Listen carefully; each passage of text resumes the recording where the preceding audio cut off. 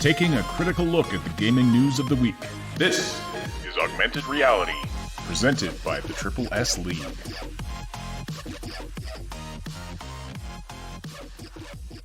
What's up, everybody? Happy Wednesday, and welcome to the Augmented Reality Podcast, your source for news, leaks, and insights about games and the gaming industry. It's February 26th, 2020.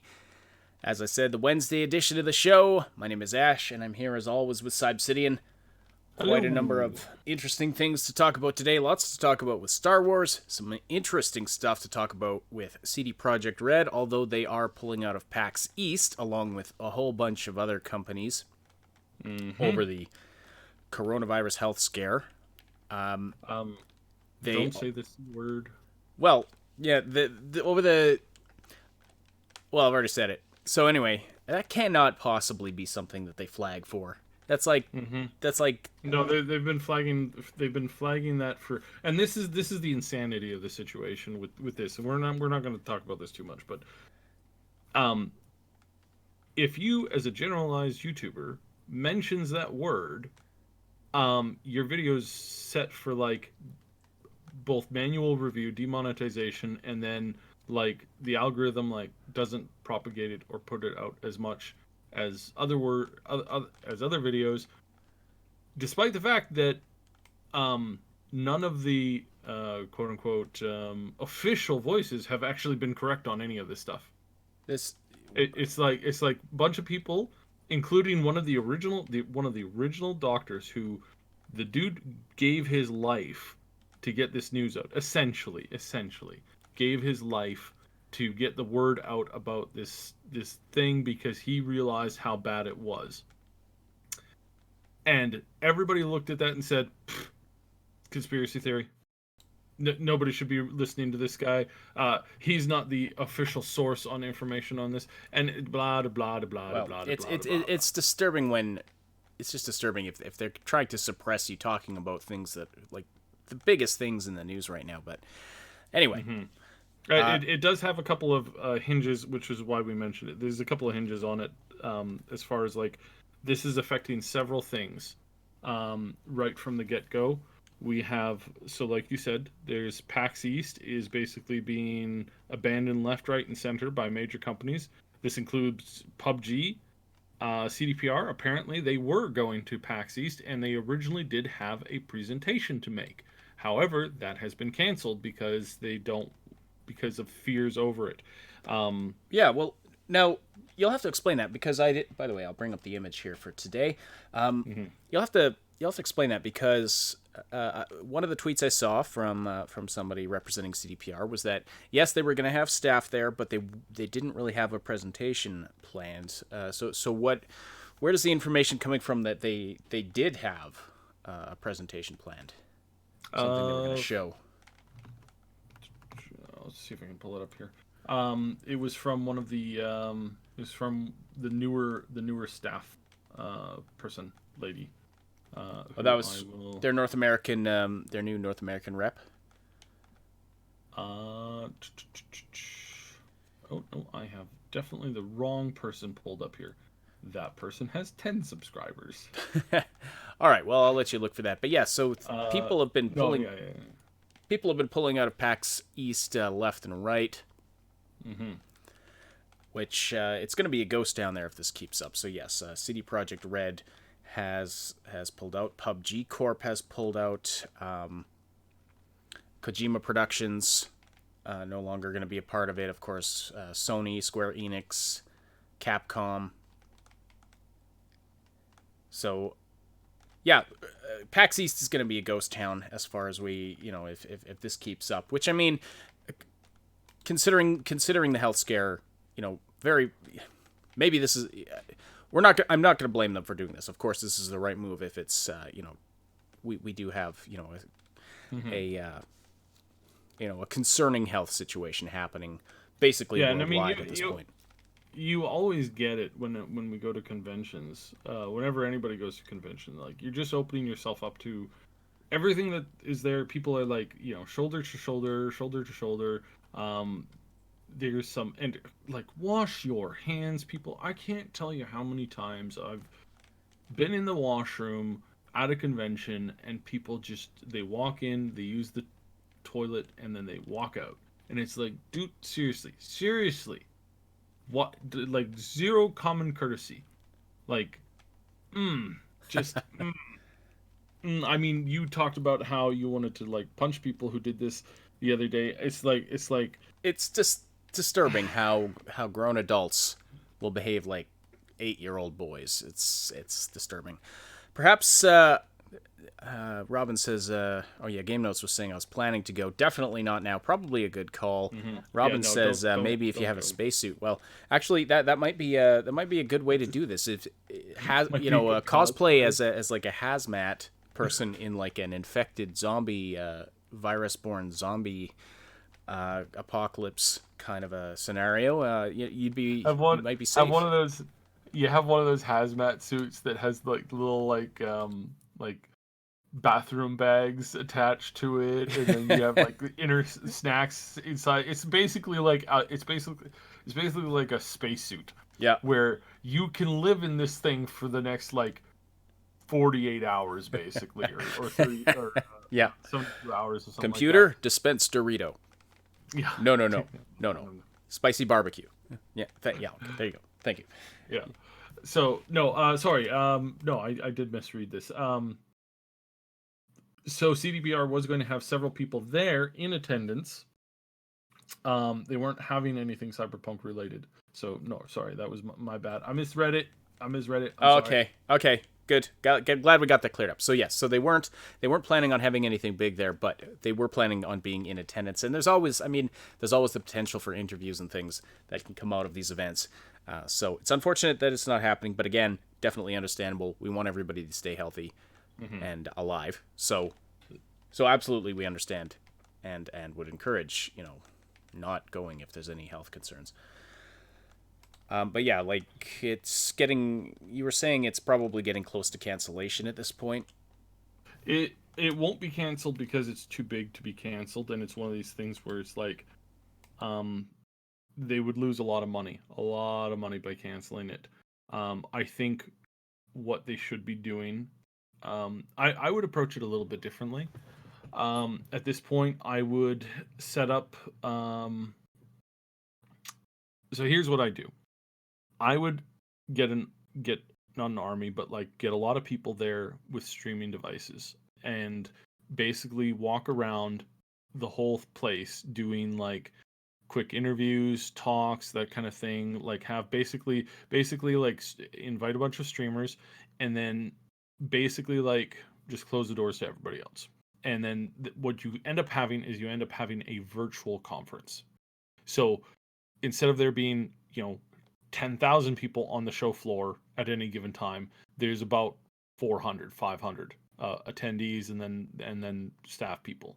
And then that way that the streamers and the people going there with their devices can like take their own fans through each setup, talk to these people, make content for it. You probably could let in people, but you would only let in people who are like you'd only let in small numbers at a time. Basically, you'd have to give everybody most everybody their money back, and you could set up some system like that. It would no doubt take probably several months of planning and like theorizing, but this is kind of what's been growing. There's been a lot of like ideas and concepts behind like these basically like virtual conventions. And then you just like limit like person to person exposure as much as you can, and it would go over. I think like it would work. But right now the biggest danger isn't going to the convention. Actually, it's getting on airplanes and then going to the convention, because it's the airplanes and the airlines, and this is why there's travel bans in effect and all this other stuff going on right now, because you if you're standing in a booth in a very well ventilated with HEPA filter ventilation, which a lot of these convention centers have, then you're going to be, it's as good a place to be as any as far as like being in the general public goes. Now, of course, it's better to be literally locked inside your basement with a HEPA filter, but you can't do that all the time, right? So So that would be kind of like a good thing. But yeah, it's just too soon. Like it hit too soon. And stuff's kind of already rolling. They have a lot of money tied into this, so they're gonna go ahead with it. And you know, 8 months from now, we'll be looking back on it saying people had nothing to worry about, or that was a horrendous mistake. And it's going to be either one of those two things. Right. It's gonna, Hopefully the it's former. not going to And be I mean, that's either. always the hope, of course, is Yeah. that all of the precautions are an overreaction, or Mhm. that, I mean, maybe they went a long way toward mitigating this thing. But absolutely don't blame the companies who are pulling out and who are not wanting to go there, potentially put their people at risk. I mean, it's just a thing that is spreading through human contact, and so when you have people gathering from all over the world, and it's becoming harder and harder to track this thing, you're not And symptomatic it's for until you've had it for potentially for a a number of month weeks. almost. Yeah. A So month right now. It's so crazy. But yes, unfortunately, this does mean that it's impacting day to day life. It's impacting some stuff like this. Um, and there's not much you can do about it for now, um, because again we're sitting on this like cusp of like, so just like I've been well versed in what's going on. Lots of connections like I normally have. So this is either going to blow over by April May, or it's going to get a lot worse. So right now, we have like these wildfire events popping up here and there where they don't have any tie to anywhere else, which worst case scenario, that means it's in the ecology of the ecosystem of local flora and fauna, and it's being spread via that way, which is how this was how the Spanish flu kind of spread around some of that stuff before. So it's like it's one of these scenarios where it's either going to blow over or it's going to get real bad.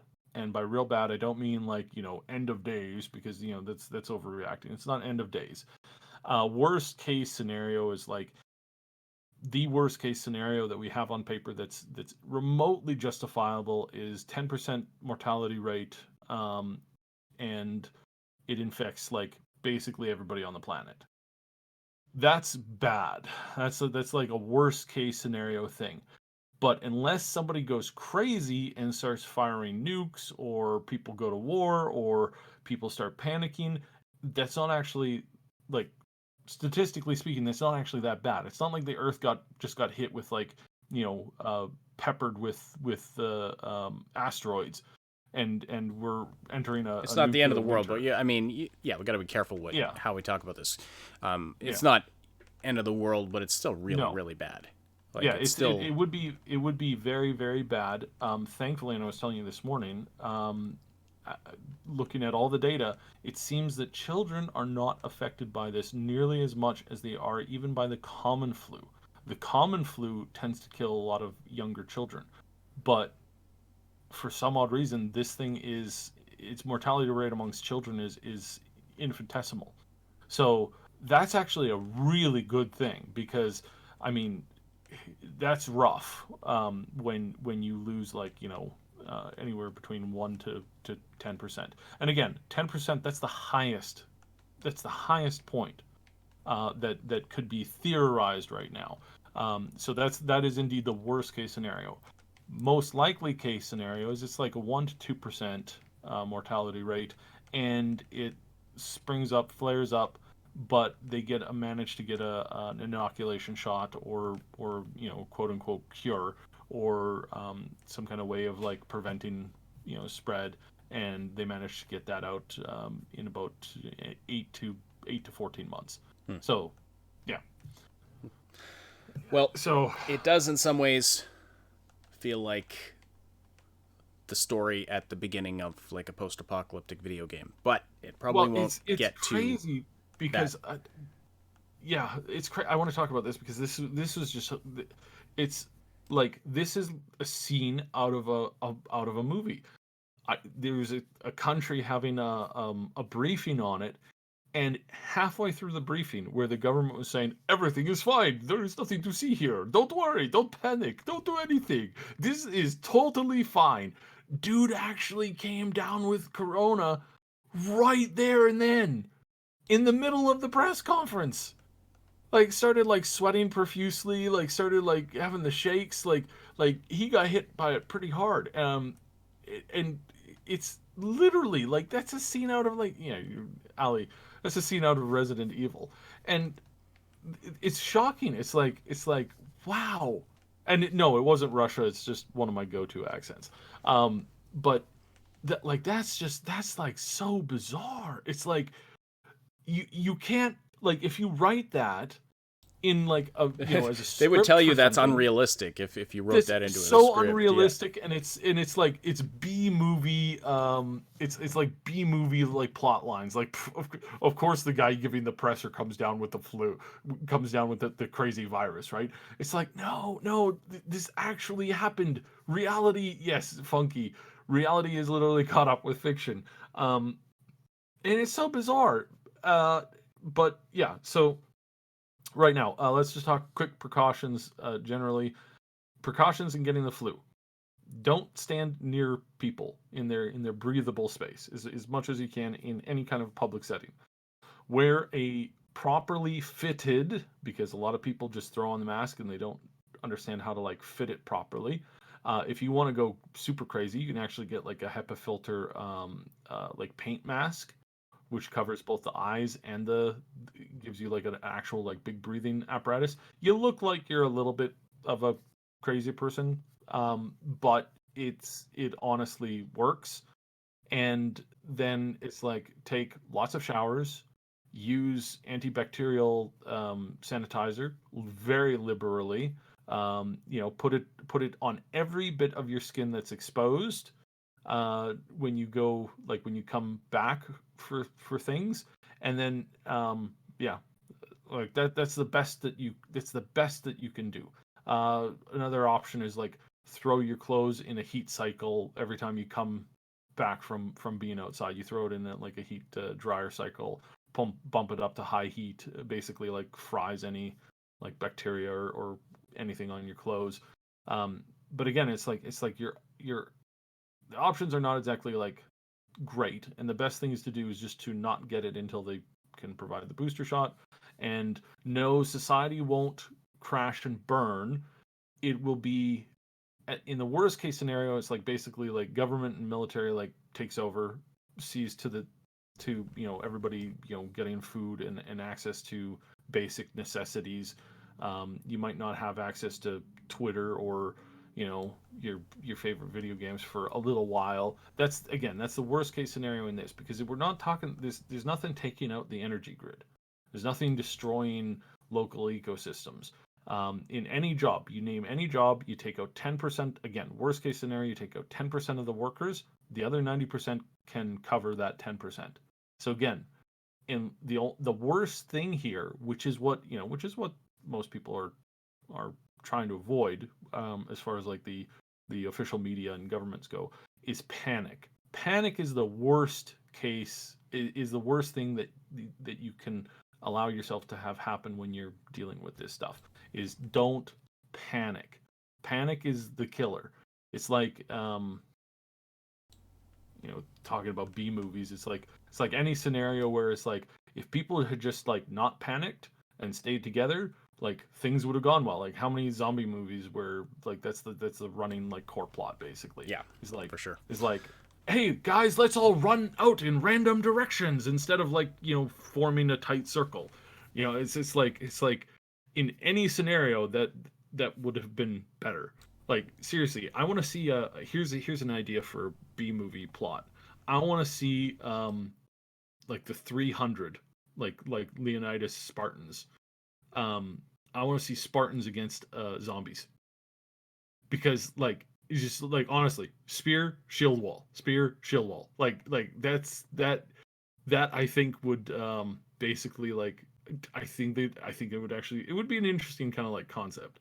But yeah. Yeah, Paulies is playing the Division to train up for the scenario. Yeah. I know it's this is a touchy thing to make jokes about. I saw somebody Yeah, it earlier is. saying, we shouldn't be joking.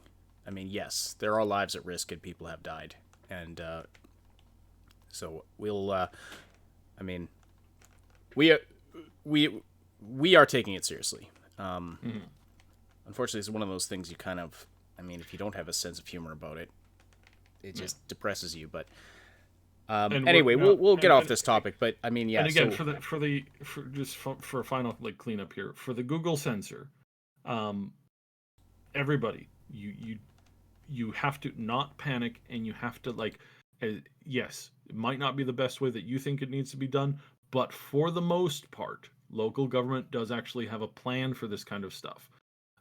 If you honestly don't think it is, or if you're somebody who's like they never have it, volunteer yourself to get into this kind of stuff, because in the best case scenario, even a bad plan is better than no plan at all, or sheer panic.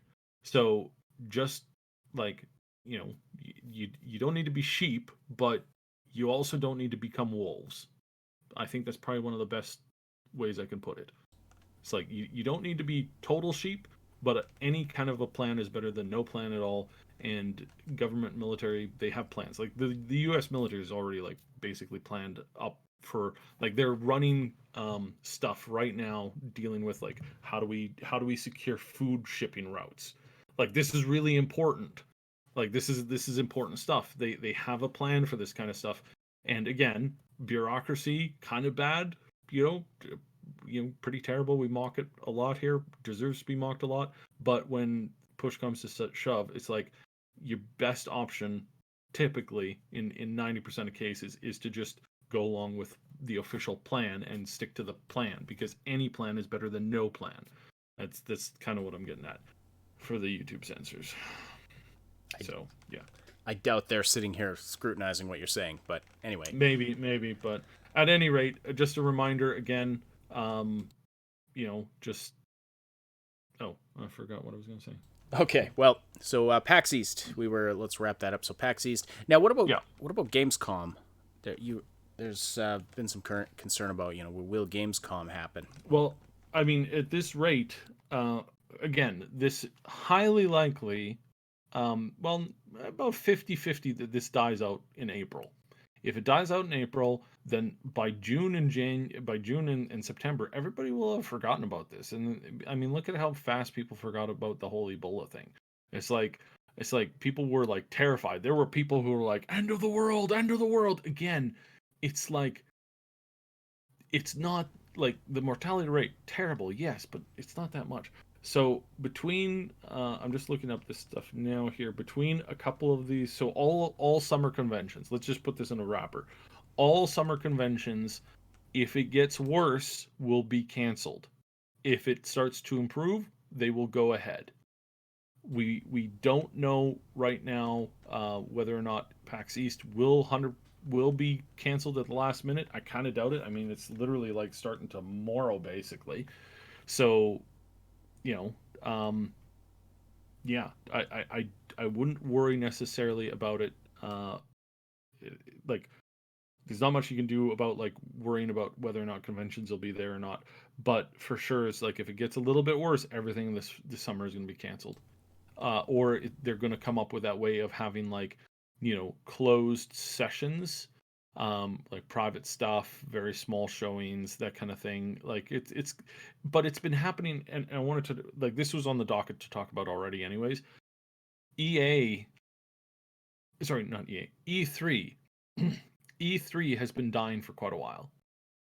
We saw it several years ago where the inner politics, and again, politics as in like inner cliques and internal issues, not actual like governmental politics, but the inner politics of E3 has been killing that show for a long time. It is extremely unfriendly to a lot of game developers, not just small ones or big ones, but there's a lot of game developers who have issues with it. There are cliques that, such and such person running the show there doesn't like X, Y, and B.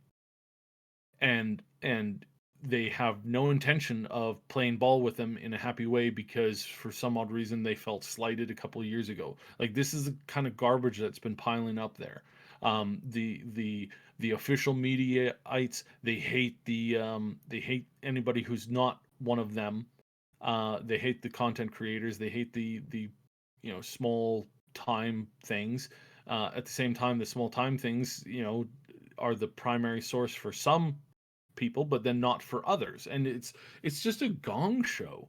Like it's a circular gong show of stupidity that's been going off for a while now, and it's been getting worse and worse and worse. It's why Sony pulled out. It's why other studios have been pulling out one by one, and we're gonna see. I mean, this year we had who hosts the Game Awards? Jeff Keighley. Jeff Keighley pulled out. He said that he wasn't going to be at this the show this year. He made that announcement like a month ago. It just things have been getting worse and worse and worse. We know several people who routinely went to the show for years, and all of them have been saying the same thing. The show is not doing what it was originally designed to do. It's not been doing it well. They've been trying to cater to making money at the show instead of being a respectable thing.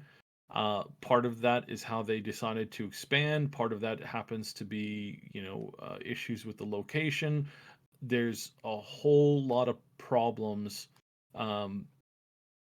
going on, and so you just want to be like they needed to be cognizant of this for a long time prior to what is happening now. And then when you get these situations, it basically this is going to be a death knell for them if they can't evolve past this, if they can't find a way. And we've been saying this for a long time. They need a way to include more people in the show in a unique and different way. And they haven't been doing it for a long time, and they've been allowing these inner politics and inner cliques and inner things to destroy their brand. And so yeah, that's basically what it kind of comes down to. All right. But yeah.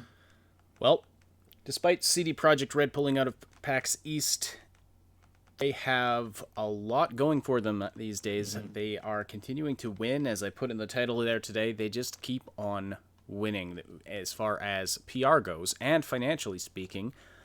It was just recently announced that they have moved into second place as the second largest video game company in Europe. Mm-hmm. Now that is based on market valuation. That's not based on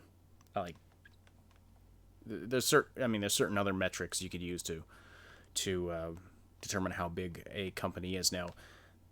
But based on market valuation, they're just behind Ubisoft at this point as the largest gaming company in Europe. And Ubisoft, much larger company in terms of employee count, in terms of a lot of other things. And yet CDPR has pulled in behind them in terms of their market valuation. So this is really interesting to see. I'm sure you have some comments about this, Cyb. Yeah. This is, they're growing fast and quickly because it's a great investment. Like, good Lord. It's still a good investment to make because you have them coming up to a worth that other AAA companies are worth now. Those AAA companies are not moving, selling, or creating content at the rate at which CDPR is. And so you have this realization by a lot of people investing in it. They diversify. It's my best advice for anybody investing in the market. If you were able to spread your investments out, across every stock just a little bit, and you did that right before shortly before the crash that happened in the 1930s, today you would be a billionaire. You'd be like, well, but wait, didn't so many? Yeah, everything did crash and burn a little bit, but the fact of the matter is that everything generally goes up over time. if you had invested in everything, 100 years ago, today you would be a billionaire or a trillionaire at this point, because that's just how market economies work. Everything gradually goes up. There's lots of dips, there's lots of crashes, there's lots of ups and downs, but you don't think ups. If you're reacting to ups and downs in the moment, that's not good. So because there's this diversification that most people do, they only have so much to be putting in certain companies. And right now, EA, not a great investment. Pull that investment out, put it into, well, what's another up and coming good studio that seems to know what they're doing? CDPR. Oh, well, then put it in that company. They're not putting their entire fortune into those companies. They're putting in, 0.25% or 0.5% or 1% of what they have to invest from these big firms, and they're putting it in that kind of stuff. Yeah, sure, you get the little buyers who are like putting in money here and there, but typically your average like stock portfolio is made up of big groups doing big investments into lots of things to get as much space and growth as they can from everything, right? So this is kind of what's been happening, and so there's been a lot of investment growth in them because it's a great country to invest in. You get a lot of return for your buck.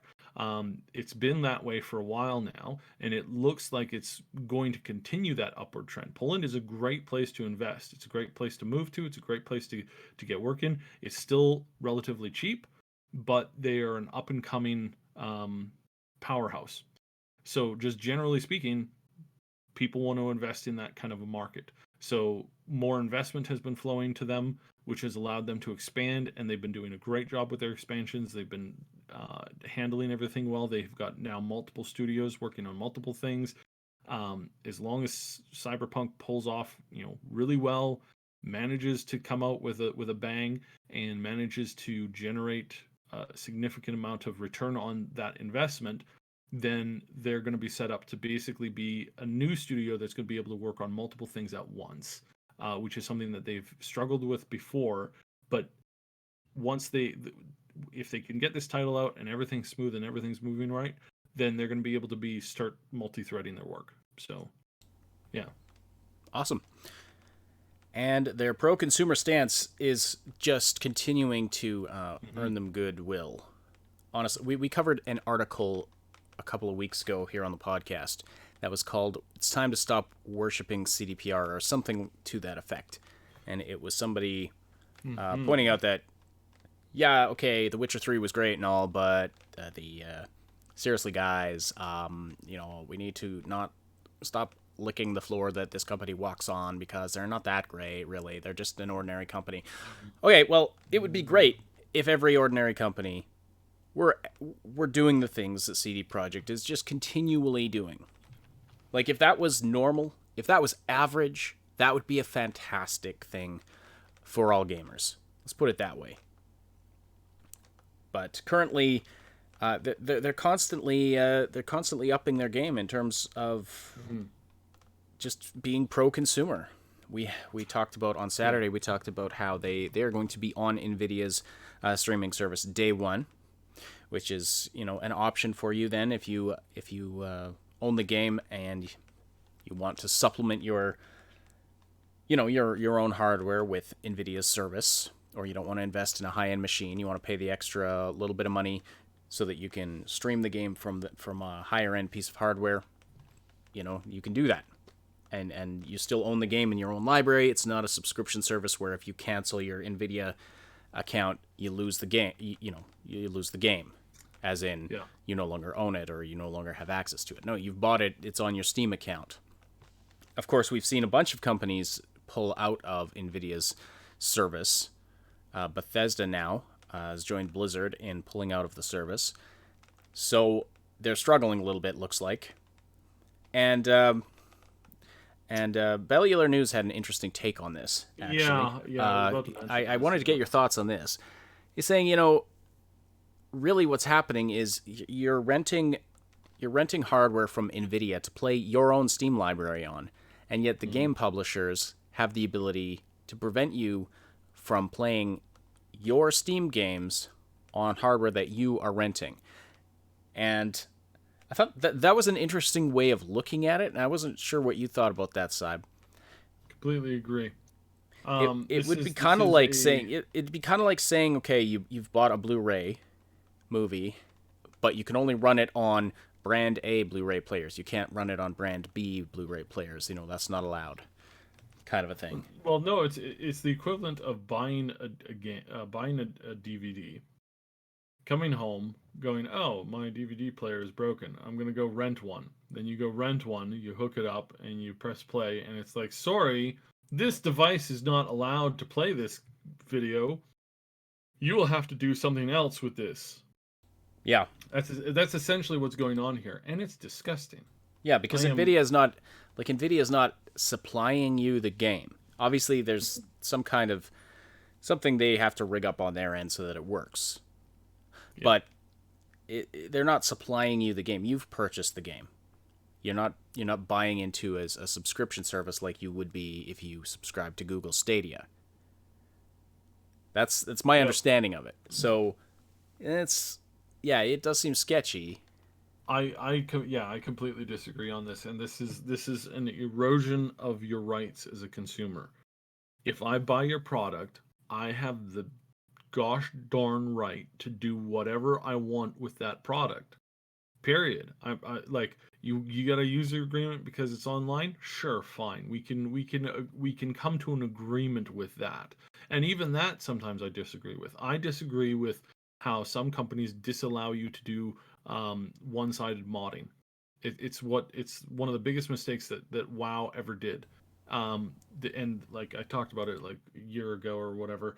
They started the process of purging people who did one-sided modding. So what do you mean by one-sided modding?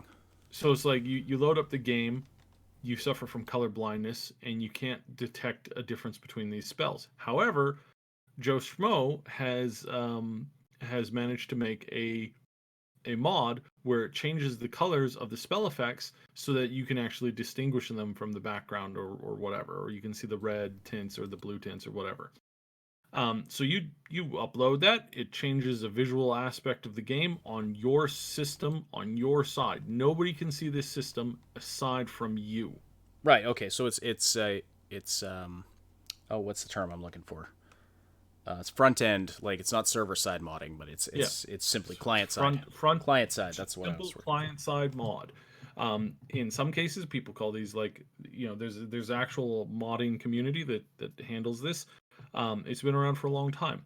Some people, they want to change or increase the polygon count of the character. They want to make it look better than what it normally looks like.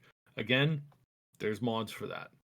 And the fact that Blizzard, in their infinite wisdom, decided to start banning everybody who used these mods, here's what happened as far as what I was told. They woke up one morning and some Neanderthalic idiot at that company said, guys, I think we should probably ban all these people using these one-sided mods. Just thinking about it last night, two brain cells accidentally bumped into each other while I was in the they shower. They were the wrong two. And I thought about this and I thought, oh gee, guys, this would be a brilliant idea. Let's do this. So they started to ban people. So they pulled up the list. The server keeps track of people who run these kinds of mods. And first 10,000. All right, ban those suckers. Get them out of here. 1,000-year bans. Oh, yeah. Don't let the door hit you on the way out. All right, what's our next batch? 100,000. 100,000? 100,000. Oh, well, I mean, that's 2% to 5% of our entire player base. That's a lot of people, but get them out of here. Tell them to go hit the curb, go screw, donkey butts or whatever, blah, blah, blah, blah. And then it's like, okay, what's the next wave? 1.5 million. What? That's half of our player base. Yeah, and it looks like the next batch is going to include about the last 80% of our player base as well. Called up the boss. Boss, I made a mistake here. I really dropped the ball on this. Neanderthalic idiot at Blizzard thought that this was a good idea. You didn't even bother to check the damn numbers on how many of their players were using basic modding. Like, the stupidity was just extreme. And this was what really signaled to me. This happened just before the whole Hong Kong thing, and I cut my account right there and then, because I said that a company this stupid, this arrogantly narcissistic idiot, I cannot put into words how much this whoever was behind this call was an absolute moron who didn't even understand what they were doing, had no conception of their audience, had no conception of their game, and it was a foolhardy thing. And again, this plays into that game companies, a lot of these game companies, all of the big people, they don't want you playing the game that you want to play. They want you to play their game the way that they want you to play their game. They don't want you to create interesting, unique things to experience. They want you to consume the content the way that they want you to consume the content, and to get in line to consume the rest of the content that they're going to shovel down your throat. This is what's happening here, and it absolutely infuriates me, because the arrogance of saying, I demand that you enjoy art the way I demand that you enjoy art. Well, Funky Moyne in the chat had a perfect way of describing this. If I buy a book and want to read it in my bathtub, the book publisher has no right to prevent me from doing that. Mm-hmm. They can't. They should. They shouldn't be installing a chip in your e-reader that says, "Oh, I detect we are in a bathroom. Let's switch it off until you are in an approved environment." No idea why they would do that, but that's the point. You buy something, you should be able to do what you like with it. I mean, it makes sense that, okay, if you open up your Xbox and muck around with the insides, maybe that voids your warranty, but it shouldn't be illegal to do it. It's like the I think we encountered somebody like this. This is going way back when we were really young. Do you remember the time where somebody got mad at us because we were sitting on the couch wrong? Couches were not made for lounging in, laying on, or resting on. They were made for sitting on, and not relaxing in. That's what a recliner is for. If you're going to sit on a couch, you better sit on a couch upright, with your back not touching the back of the couch, and your hands not anywhere other than your lap. And how dare you do anything else? That's essentially what's going on here with a lot of these companies. They're looking at you saying, I don't want you playing our music when you're mowing the lawn. It's not for lawn mowing, you pleb, you disgusting filth. It's for doing exactly what I want you to do with it in the way that I want you to do with it. And again, this isn't the creators, this isn't the creative minds who are behind this stuff, because in the vast majority of cases, modders become programmers. Most kids and most people who end up going into game programming as a younger person, or before they made that jump, were modding and creating things themselves.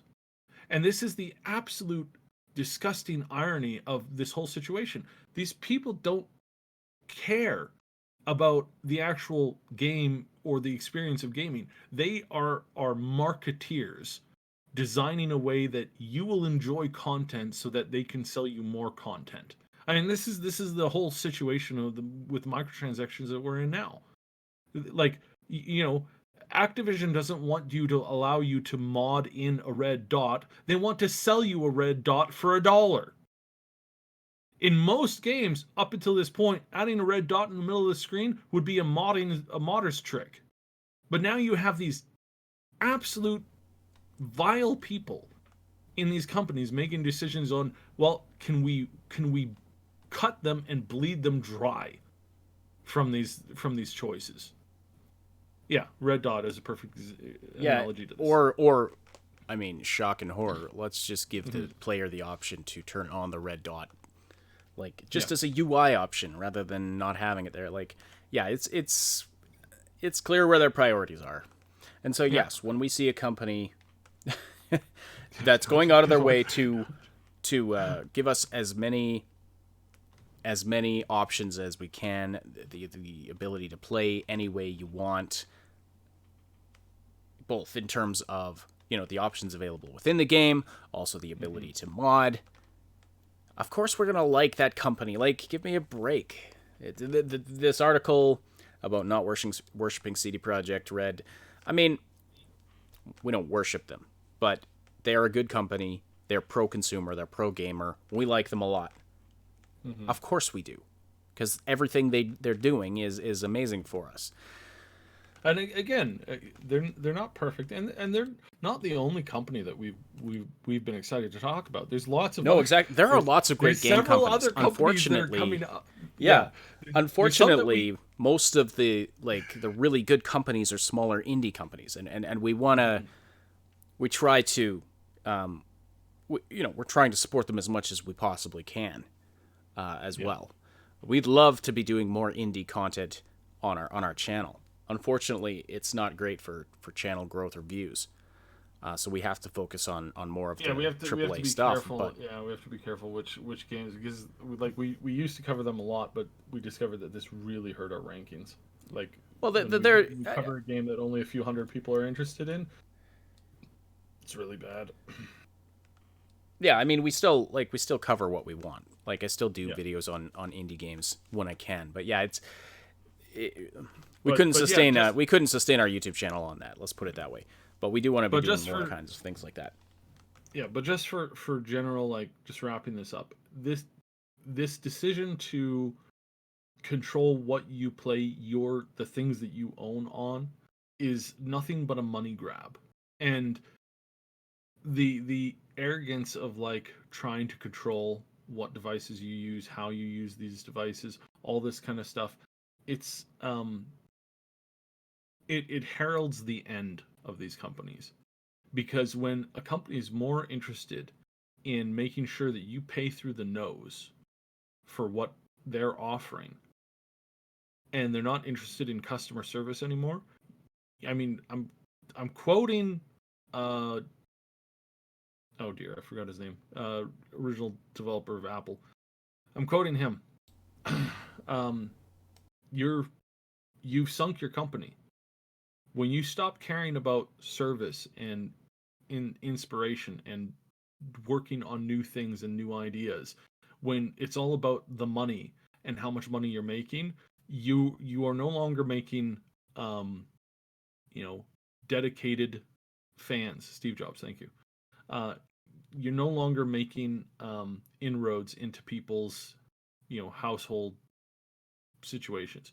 You are making enemies of your former customers, because when you desire to make money over top of providing the service that you're supposed to be providing for exchange for the money, when the money comes first, then you basically you've stepped out into traffic, and you're going to get hit.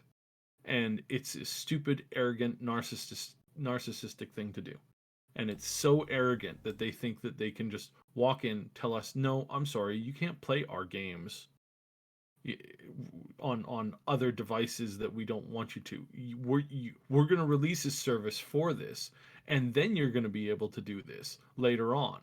Thank you very much. And you will get in line, you disgusting pleb. And that's how they treat us. That's how they react to us, the consumers, the players, the people that are beneath them. Well, when they're getting up on stage making statements like, "Don't you have phones?" or you think you want to, but you don't. What a narcissist! I mean, we all mock that statement, but really think about it for a second. That what a narcissistic, elitist idea that is. Hey, you realize that a phone that's capable of running what you're talking about, you understand that most of those phones run at several $100s each. How pathetic of you to just look down on everybody who can't afford that and go, what's wrong with you? What's I have $100 or I have a $1,000 phone. Why don't you have a $1,000 phone? That's the epitome of just arrogance in its finest. It's like we're not, and we're talking about like computers. Everybody has computers. Everybody has laptops. Like, for the clientele that they're already offering. Not all of those people, not every single household has four smartphones that are capable of running their stupid thing. But if they want to, oh well, you got to now. And it's like and these are the same people. These are the same people who preach like, oh, you're, excuse me, you're not doing, you're not whatever enough. It's the same people who are looking down on people because they're poor, that are then immediately telling them, oh well, you have to say this, say that, in order for, because that was the whole Hong Kong thing. And again, I don't want to blow it or become a broken record, but it's just, it's like how the, like, Blizzard is gone. They are gone. I had a hope that they could recover, but unless there's a miracle that happens there, they're not going to. And we've already seen kind of, I mean, they did bring in the new dude from Gears of War to basically come in, and they give him like ultimate power to just upend everything containing to the whole Diablo thing. Another person's come in to take, or another team has come in, not another person, not somebody new, but another team is kind of more or less starting to run the whole show when it comes to the World of Warcraft thing. Whether these will be successful or not, we don't know yet. But seriously, their priorities are just disgusting. I remembered what I wanted to mention with on our previous topic. I'll just mention it now. So Path of Exile 2 beta looks like it will be delayed due to the whole thing that we were talking about in the first little bit. So that was the other delay that was impacting the industry, and we're going to start seeing that if it becomes prevalent in some of these, especially Korea and Japan. There's a lot of testers there. There's a lot of programmers there. There's a lot of IT companies there.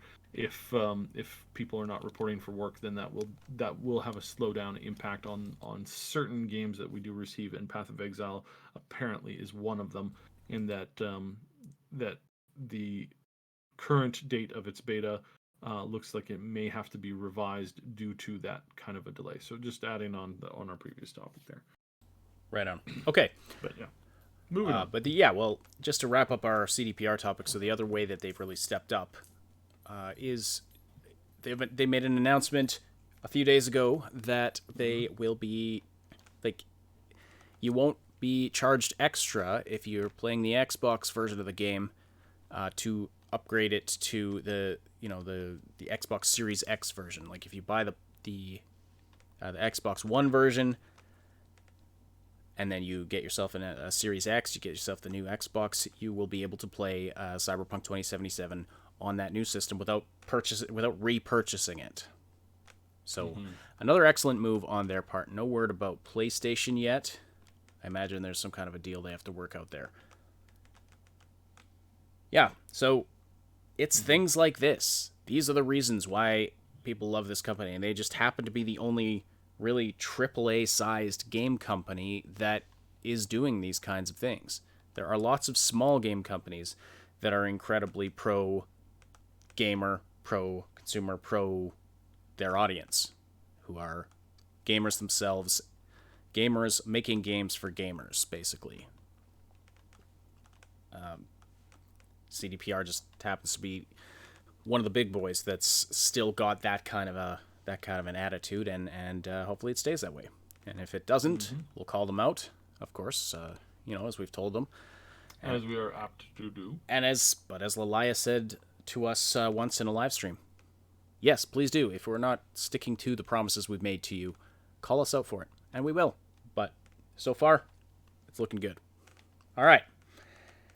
You are listening to the Augmented Reality Podcast, and we really appreciate all of the conversation in the live chat. It's very entertaining, and there's a lot of great thoughts that all of you guys have. It's fantastic. All of you guys and ladies in the chat. We welcome you to join our Discord community if you want to keep the conversation going after the podcast. It's a place where you can chat with us and other Triple S community members about all the things we love to talk about. Stay up to date about everything we're doing here at the Triple S League, and we have emoji now. A bunch of custom ones, a bunch of other it was a highly requested feature, and I've been having way too much fun making them. Click the link below to join. Be sure to say hi to us in the welcome channel. All right. I have a video I'm working on that I'm really excited about. I don't want to reveal too much, but it should be really funny, and it has to do with The Witcher 3. So if you're a Witcher 3 fan, keep an eye out for that over the next few days. And yeah. So somebody earlier was asking, what's Iger? I've got on the thumbnail, Iger steps down and CDPR steps up. So we've talked about how CDPR is stepping up. Let's talk about Iger stepping down. Bob Iger was the CEO of Disney, and he has decided to step down from that position. He is still with the company, but he's apparently, according to his own report on it, he is stepping down to focus more on creative stuff within the company, and he is being replaced with another Bob. Bob Chapek, or Chapek. I'll go with Chapek. Mm-hmm. Bob Chapek. He was recently the chairman of Disney Parks, and he is moving up to the CEO position for the entire company.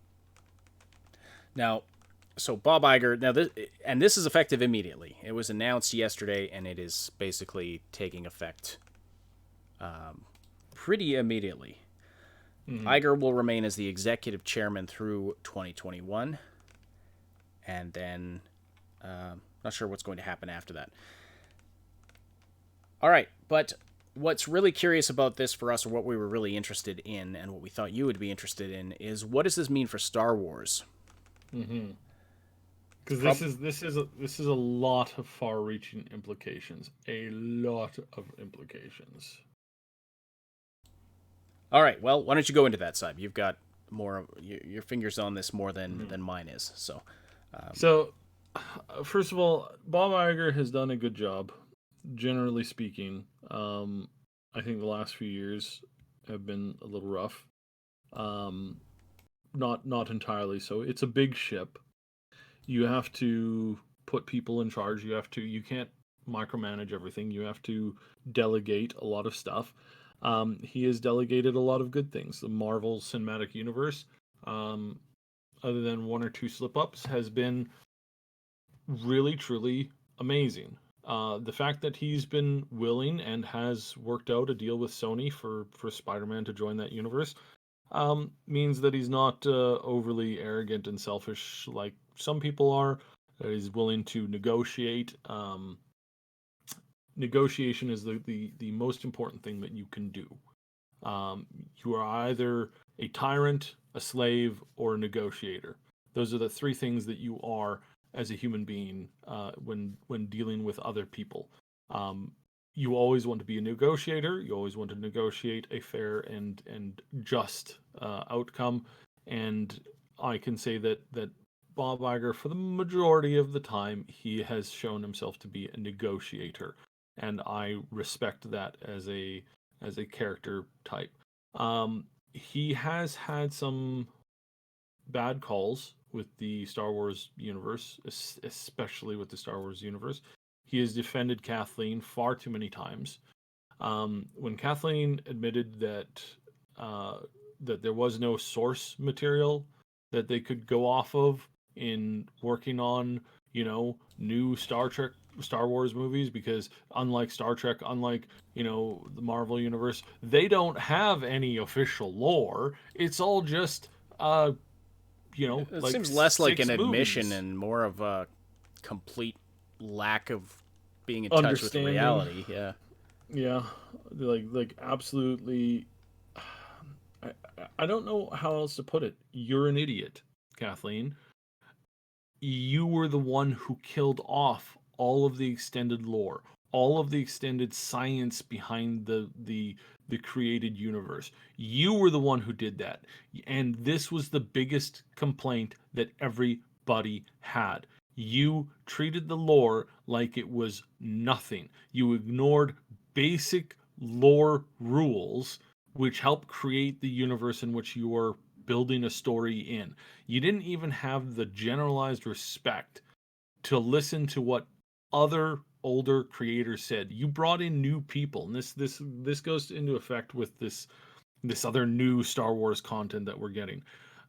These people don't know Star Wars. Some of the people on your staff haven't even watched.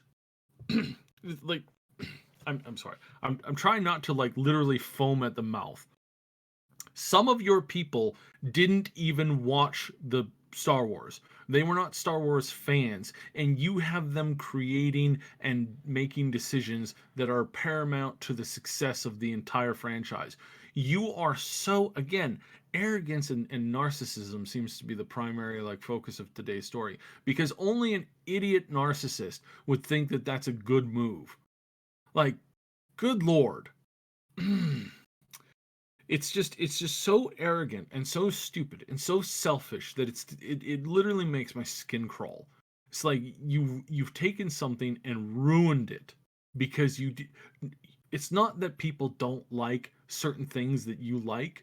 You know, who's the greatest Star Wars villain I can think of off the top of my head? Kira. Uh, it's like Kira, but it's always hard for me to pronounce. Her name is like Kira or something like that. But that's one of the best villains ever. In written work, in game work, in media work. It is one of the most perfect villains there is. And she was an old woman. And somehow you're telling me that I don't like the movie because it has too many women in it. No, that's not my problem. My problem is that you don't know how to write a story, for crying out loud. I don't have anything against anything, and your constant insistence that it's, well, I must be because that's why I'm not, shilling out to watch the movie or telling everybody else to watch the movies. No, it was just poorly written. Alien, one of my favorite movies, that's got a female protagonist. What's my problem with Rey? Well, her logic doesn't make sense. Storyline doesn't make sense. Her powers are completely out of nowhere. As somebody who actually writes a female protagonist as the main character, who's a very strong character, I understand the pitfalls of needing to make sure that you don't write somebody who's got god power. Kira, yeah. I understand the pitfalls of trying to write that, because the importance of like not creating somebody who's just powerful for the sake of being powerful. Like, you have to give actual reason for it. You have to delve deep into it. And then your characters always have to have a weakness. Apparently there's no weakness for some of these people. And apparently writing a weakness into certain characters is seen as, I don't know, some kind of a sin against something. It's like, Kathleen, this is why you failed at the job. And, Bob Iger defended her time and time and time again, and kept her on. If this stuff is moving in the way that I've heard that it's been moving, what we will see a reshuffling at Disney. I suspect that Bob was rumor side. Here's the rumors. Official story, he's getting old. He's 70 years old. He wants to retire. That's the official line. It's also the most logical line. So this next stuff is pure rumor. We've heard for quite a while now that the Disney board is angry at Bob and is angry at Kathleen for ruining one of their biggest investments in their history. They paid a lot of billions of dollars for this IP, and they have yet to recover any of it. You've heard that right. Didn't the movies make a lot of money? Yes, they did, but it didn't cover their initial cost. They had to liquidate stuff. They had to move around things. They had to take a hit to the wallet to buy Star Wars, to buy that IP. And then they basically ruined it. Why did they ruin it? How did they ruin it? Well, they ruined it because the people running the show don't understand A, the fans, and B, how to market it. Nobody heard of Iron Man. Well, I mean, not nobody. Very few people heard of Iron Man 15 years ago. Nobody was interested in the adventures of Iron Man, and everybody who had heard of Thor in the concept of the actual cartoon thought, wait, that dorky hero with the hammer? That's ridiculous. He's now one of the most beloved characters in cinema. You know, nobody had heard of Scarlet Witch, of I'm trying to think of what's Pepper Potts. That's always a difficult one to remember. Heard of a lot of these characters. We've got Black Widow coming out, her story coming out. Nobody had heard of these characters. Why are they successful when yours is not? Yeah, Admiral Gender Studies. Yeah, that's a good one. Nobody had heard of this character either. Why is that character despised? Whereas all of these other characters, like Pepper Potts, again, somebody who's, you know, she's got her own problems. That actress, she sells goop, for crying out loud, and yet for some reason, the fans can get behind that, but they can't get behind your character. Why? Why was your character impossible to get behind? I don't know. Probably has something to do with the fact that you can't write a story to save your life, or in this case, to save your career. And I hope that's maybe what's going on here. So that's the rumor, is that the basically the money people behind the board of directors was sick and tired of losing out money. Because I mean, and you can attest to this personally, Ash, that the Disney Star Wars, the actual what do they call it? The actual place there at Disney. Oh yeah, what's it called? I can't remember what it's called. It was that forgettable. Yeah. All the Star Wars stuff in Disneyland that I saw was a joke. Just there was nothing interesting. Mm-hmm. And it's like, wow, that's terrible. That's okay. Actually, well, terrible. the shuttle ride was pretty cool, actually. But again, they spent an enormous amount of money on wasting and destroying fan credibility, and they could have created things. I understand you want to get more, you know, such and such people into your stuff, then write good characters, create good characters. Don't ham fist them in and then scream at people when they don't like it. Like, you know, I worked as a chef a long time ago in another life, and when somebody was like, "Oh, you know what? I really don't like this food," I didn't sit there and insult them. I said, "Well, what else can I make you?" Yeah, that's the first question. What can I do to get you on board here with this meal? You know, not excuse me, don't you know that I worked really hard on this and you just need to suck it up. I understand you're paying me for food, but you, sir, have no right to tell me that I messed up, or that I mean, in some cases they didn't have a right. I remember once I had somebody come up and complain that I had salted the food too much. As a general rule of thumb, I don't salt food. And that is in fact why there's salt shakers on the table, because, you know, I don't salt my food generally, but apparently she had an issue that it was just way too salted. It was so heavily salted that she couldn't believe how salted it was. And then I later found out that she was eating the salad. I don't understand how that works, but, you know, whatever. You know, she was accusing you of oversalting the salad. Okay. Like I said, but this was when I was really young, so it was one of those scenarios where I'm like, does not compute. What you are saying does not compute. As you know, I do not have hair because I'm an android.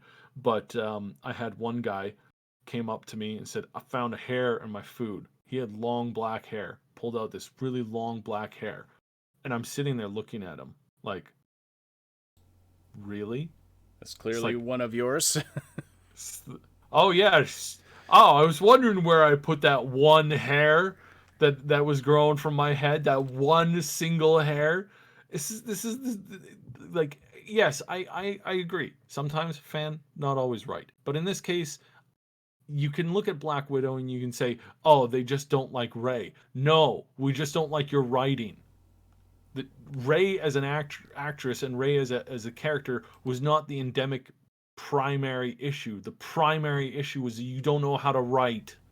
Yeah, Rey could have been a superb character if she had been treated properly as a character, if we had seen her actual character development, and if it wasn't just, oh, she came out of nowhere and is super powerful Yeah, and that's the reason. and good at all the things. Like, I can buy that she's kind of scrappy and developed some fighting skills and some salvaging skills, doing that for a living on her desert planet. There's a lot of people who give shows crap for having characters like perform like unreasonable physical things, but whenever you have the Force or magic involved, like a lot of people were dumping on there's a lot of people dumping on The Witcher, right? Because there was a woman sword fighter in there, and I'm like, what the hell is wrong with you people? Like it's a world of magic. I'll say that again, world of magic. You like at that point physics go out the window. Sorry, but it's generally the way it is. Now, yeah, you can make it feel realistic or do a sloppy job in transmitting that, but it's akin to the D&D world. It's like you can't look at the D&D world and say, well, this person doesn't look like they're strong. Well, actually, that person has a 20 strength index, and that big guy over there, he's got an 8 strength index. So, somebody's going to win in that fight, and it's not going to be the person who you are assuming that to be. That's the way that sci-fi fantasy works. And it's called sci-fi and fantasy because it's it's not fact, it's fiction. Fiction means that it's fantasy. Let your mind dream of something else. It's like, when I was a young tyke, some dude had just written a book called Treasure Island. It was a great book. I was really young when it came out. Brand new, fresh off the presses. That book was amazing. I mean, it was great. Now, do I believe that a bunch of young children can fight pirates? No. No. Cartman tried that. Did go over so very well. For those of you like, South Park a little bit. It's not something that happens. That's why we call it fantasy. But apparently they don't understand this concept. So anyways, Bob Iger is out. We've got probably, hopefully, Kathleen headed out the door too. At this point, it's just she shows no respect for the fans. She shows no respect for the ability to learn from her mistakes. And frankly put, there's a couple of people who are running the cartoon series and the Mandalorian series that by far are far better at creating actual Star Wars content. And I 100% want to get behind them. Because this new content, and now I'm going to shift to this new content. This new content has been unveiled. You're talking about the High Republic. The High Republic reveal, has been announced.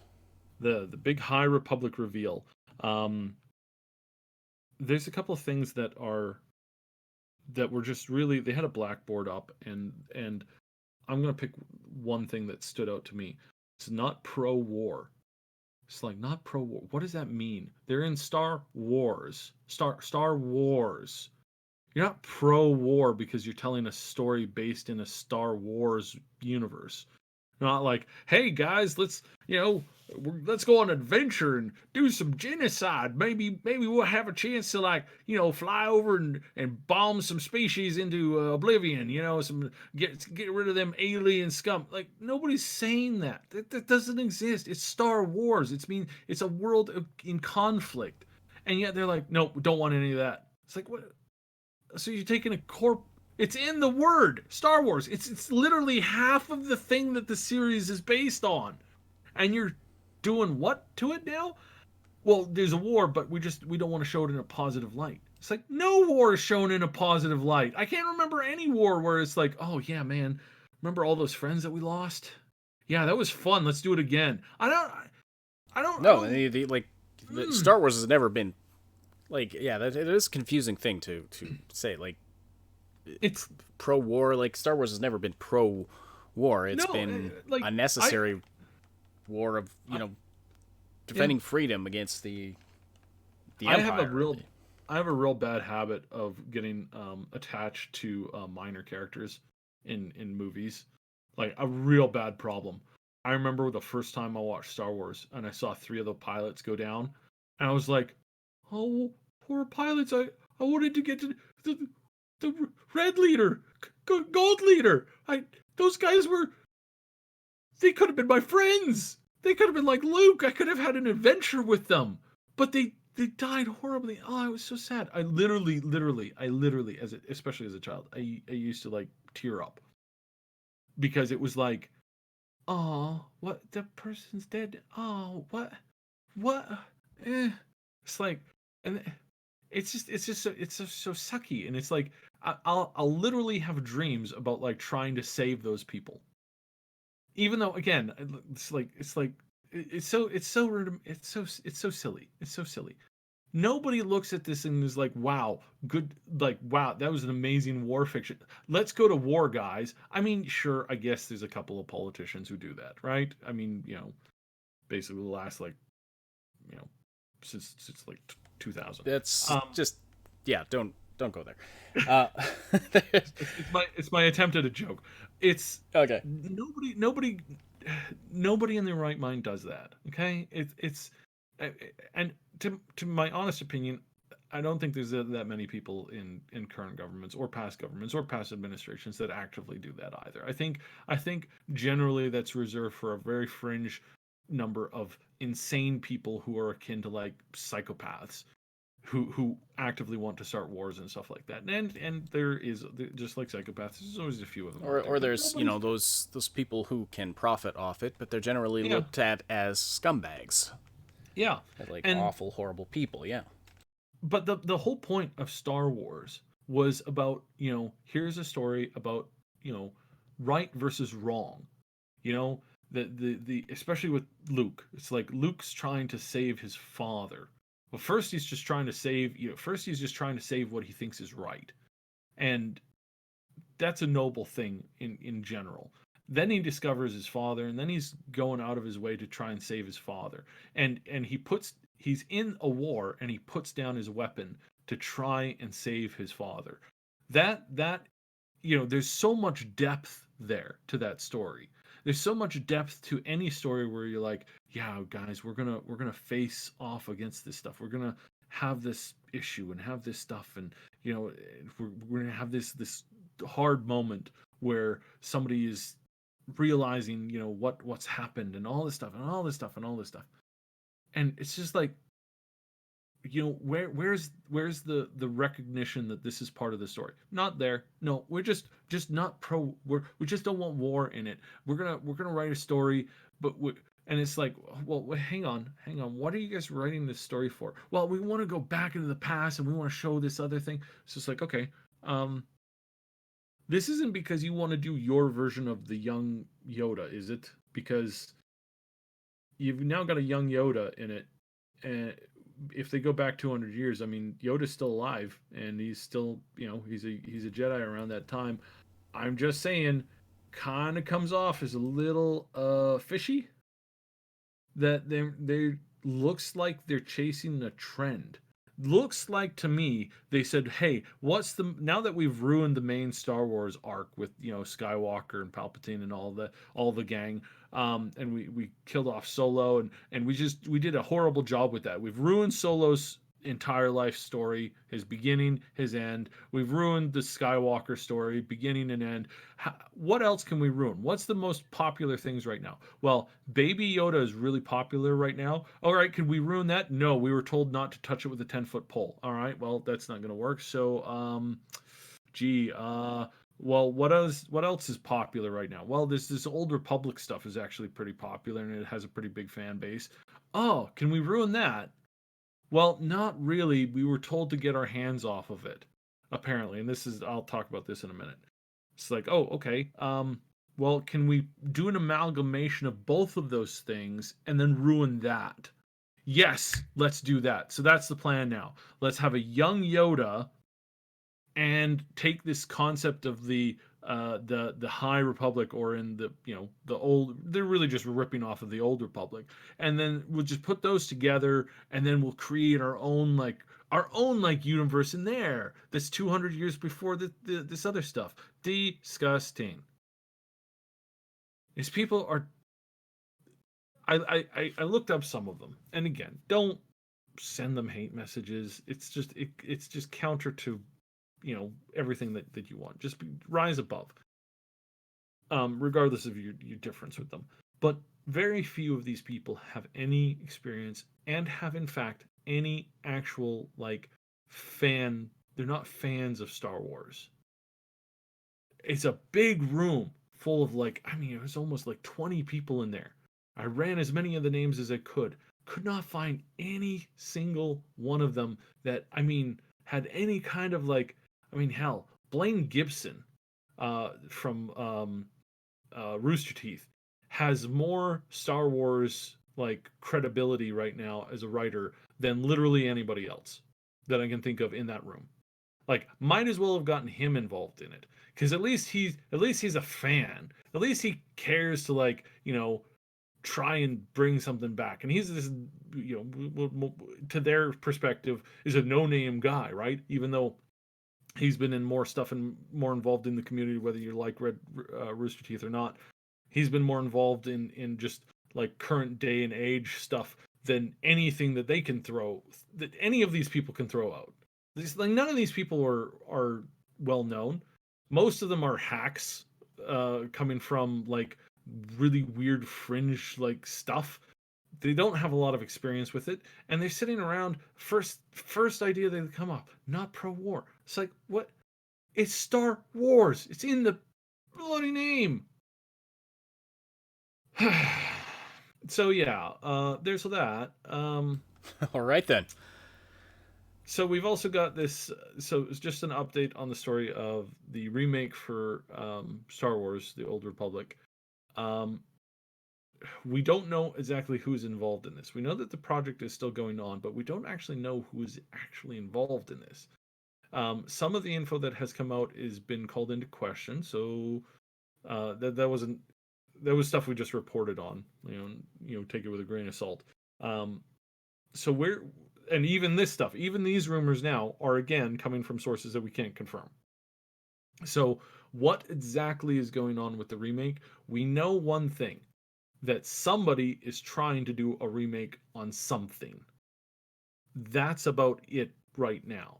It's about all we know, is that they're working on some kind of a new thing with the Old Republic-ish stuff, maybe.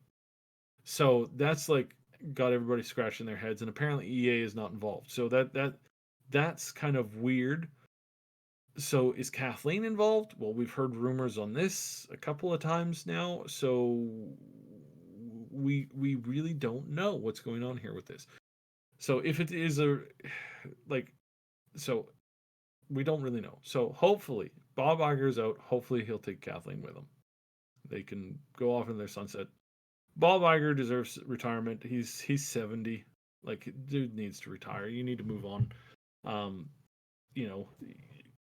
I don't and he really did legitimately save Disney. Disney was, for a while there, they were basically in a death spiral, and he came in and saved the company. And I have a lot of issues with Disney, but for what they are, they could be worse. We're actually going to cover some of what their worse sides could be like. So not perfect, but also I don't think he necessarily deserves hatred. And he doesn't. I don't think he even necessarily deserves disrespect, because there's a lot of boomers that don't really know stuff, right? They're like Jon Snow. They don't know things. So it's one of those scenarios where it's I don't wish him ill. Happy to see him come out and for a new direction to kind of head out from this. Good, happy with that. I'm glad to see that. But not necessarily dancing on his proverbial grave, or career grave, or whatever you want to call it. Not that.